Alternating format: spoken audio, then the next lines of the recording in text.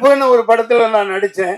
4 பேர் நல்லவங்க, 4 பேர் எங்களுக்கு பயம் கிடையாதுன்னு பாடல். நான் வில்லனுங்க ஆடுறது. பாலாஜி என்ன சொல்லி புக் பண்ணலையே சார், நாங்க கடைசியில தான் வாரோம். ஒரு நடிகனோட நடிப்பை போர்ஷனை ஒரு பங்களிப்பை அடுத்தவன் ஜோக்கிலேயே மண்ண போடுறீங்க. ஆர்ஜே பாலாஜி எனக்கு என்ன 1500 ஷாட் பில்டப் கொடுக்குறீங்க ஹீரோக்கு. என்ன கம்மியா நிக்க வச்சிருக்கான். ஜனநாயகம் வந்தான்னா 100 பேர் கூட்டு போனாங்க, மலேசியா செலவு பண்ணி கூட்டு போனா அவன் ஜனநாயகன். இங்க நடக்கிற மதுரைக்கு கூட்டு போல. யாரோ என் இடத்துல நான் அடட்டி பரவாயில்ல. யாரோ ஒரு பொண்ணு அவர் கூட இருந்தது ஆடு படத்தில் நடிக்கிறது. இவர் கோட்டு போட்டுக்கிட்டு ஆடுறாரு. அடே நீ நல்லா ஆடு, நல்லா ஆடு. ஆனா என்னை எதுக்கு போட்ட? மனிதவள மேம்பாடு சிறப்பாக ஆக வேண்டும் என்று இங்கே சிறப்பான புதியவர்களை எல்லாம் அறிமுகப்படுத்தி எனக்கு தெரிந்து 30 வருடங்களுக்கு மேல் இந்த துறையிலே போராடி இன்று வெற்றி பெற்று இயக்குனராக அறிமுகமாகி இருக்கின்ற மைதீன் அவர்களே, இசை புரட்சியாளன் சாதாரணமா சொல்லக்கூடாது, இது அவருக்கான விழா. இத இடையில அங்க போயிட்டு வந்துடலாம். மிகப்பெரிய ஒரு போராட்டம் நீட்டுக்கு எதிராக நடந்தது.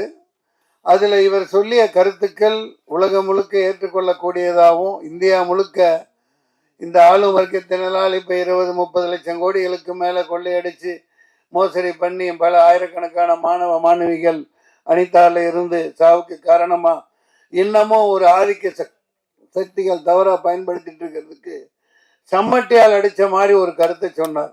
நீங்க ஆட்டோ டப் பண்ணி இங்கிலீஷ்ல போடுங்க. அதாவது அவர் சொன்னது ரொம்ப ரொம்ப சிம்பிளான விஷயம்.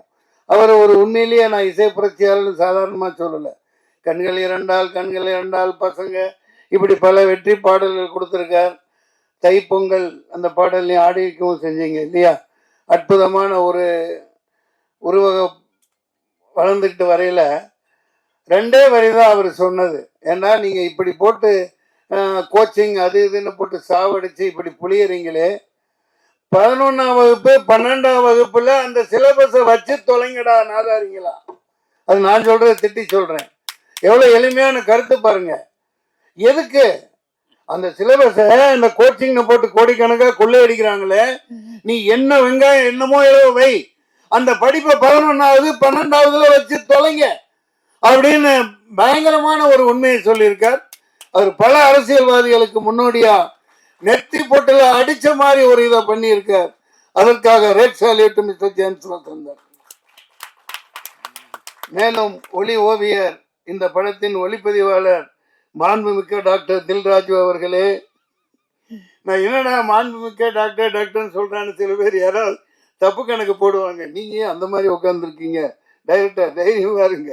40-30 வருஷத்துக்கு முன்னாடியே 93 நினைக்கிறேன் என்னோட முதல் படம் வெளியிட்டப்ப டாக்டர்னு பட்டம் கொடுத்தாங்க அம்மாவுக்கு.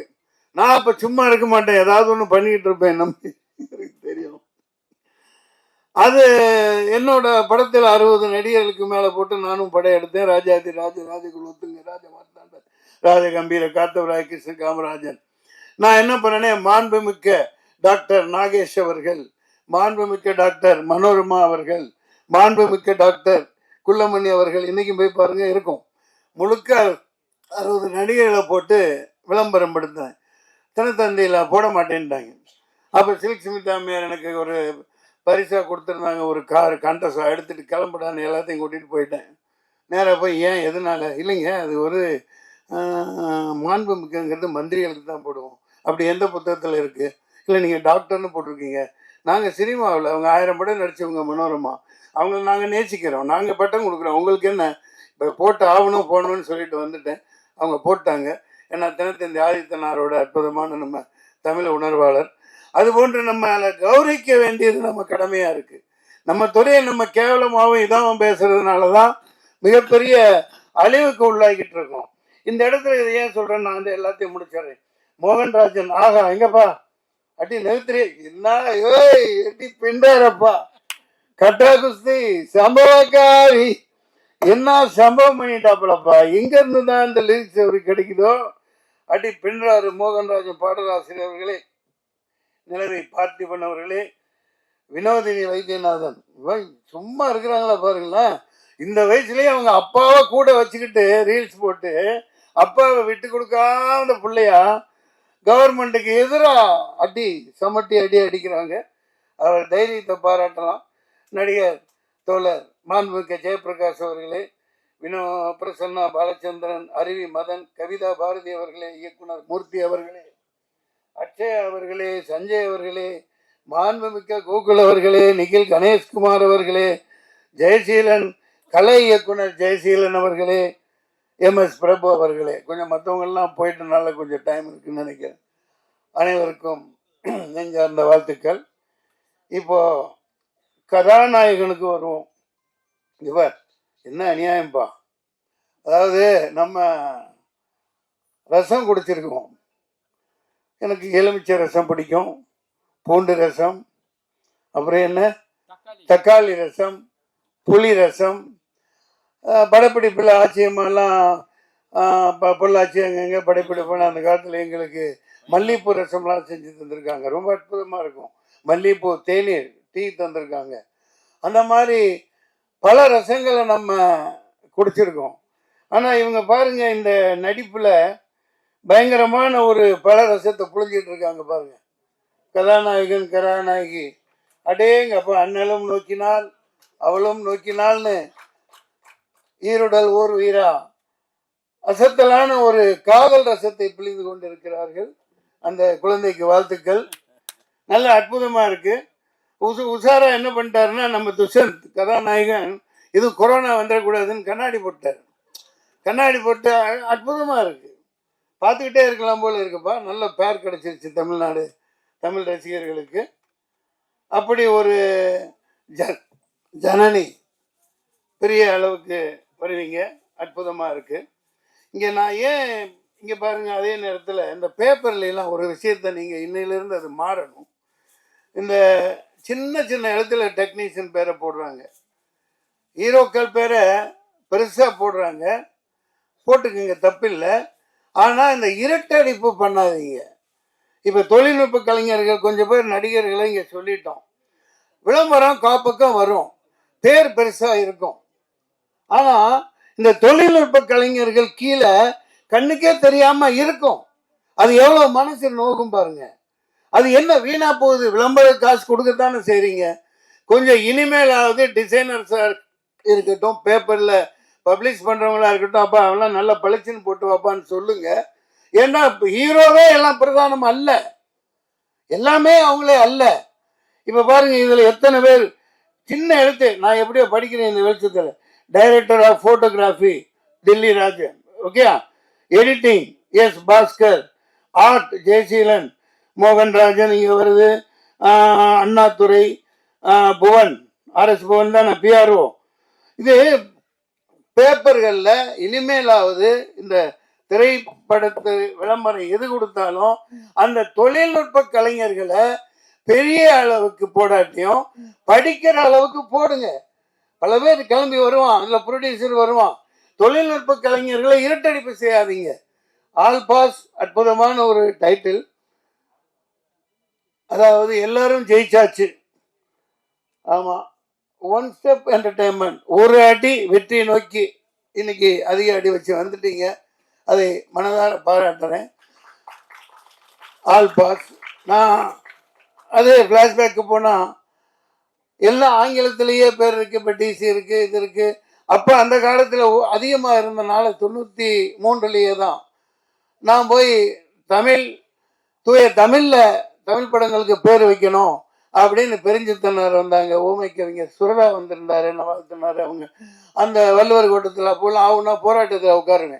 அந்த வாரத்திலேயே டாக்டர் கலைஞர் அவர்கள் தூய தமிழில் வைக்கப்படுகிற பெயர்களுக்கு படங்களுக்கு இவ்வளவு மானியம் அப்படின்னு 5 லட்சம் 7 லட்சம் அனௌன்ஸ் பண்ணாங்க. அது எந்த அளவுக்கு மறுபடியும் அதை நம்ம இப்போ கொண்டு போக முடியும்னு தெரியாது. அந்த விட்டுட்டு நான் ஏன் இந்த அளவுக்கு, நான் இப்போ சமீபமாக ஒன்று பாதிக்கப்பட்டேன், எனக்கு மனசு வேதனையாக இருக்குது. அதை இங்கே ஆல் பாஸில் ஏன் சொல்லணும்னா, இது கலைத்துறை சம்பந்தமானது, நடிகர் சம்பந்தமானது. கருப்புன்னு ஒரு படத்தில் நான் நடித்தேன். 4 பேர் நல்லவுக்கு 4 பேர் எங்களுக்கு பயம் கிடையாதுன்னு பாடல். நான் வில்லனுங்க ஆடுறது. பாலாஜி என்ன சொல்லி புக் பண்ணலையே, சரி நாங்க கடைசியில தான் வாரோம், நீங்க ஆடுறீங்கன்னு சொல்லி இதே பிரசாத் இதுல பயங்கரமா ஆட வச்சாங்க. நான் ரிங்கில் நின்று என் பசங்களை கூட்டு வந்திருந்தேன். அவன் பார்த்து ஏப்பா அந்த பாட்டை எடுத்துட்டாங்க, இப்ப அது நம்ம என்னப்பா பண்ண முடியும், அதை தூக்கிட்டாங்க, சரி பரவாயில்ல யூடியூப்லயாவது வரும், யூடியூப்ல வரும்னாங்க.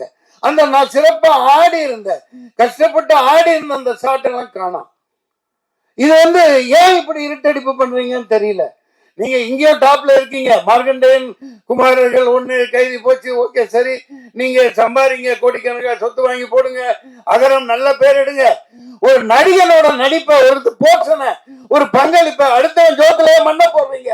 நான் பகிரங்கமாக குற்றம் சாட்டினேன். உங்களுக்கு ஆண்மை இருந்தா, உண்மையிலே தைரியம் இருந்தா அதை போடுங்க. RSS பிரபு அவரு கேட்கிறேன், நான் என்ன ப்ரொடக்ஷன் நம்பர் 73 குரூப் டான்ஸரா இருக்கலையே, 86லயே நான் கவுன்சிலையும் தனஞ்சயன் இவங்க எல்லாம் அரக்காடு போட்டுட்டு இருக்கலையே நான் ப்ரொடியூசர் ஆனவன். 86லயே ராஜ்கரண்டி 73 நம்பர். இப்ப எனக்கு வயசா இருக்கலாம், நான் நாளைக்கு நிச்சயமா உத்வேகமா இருக்கேன். நான் படம் எடுத்து படத்துல தான் போட்டுட்டு இருக்கேன். நான் 100 படம் எடுப்பேன், வருஷத்துக்கு 4 படம் எடுக்கத்தான் போறேன்.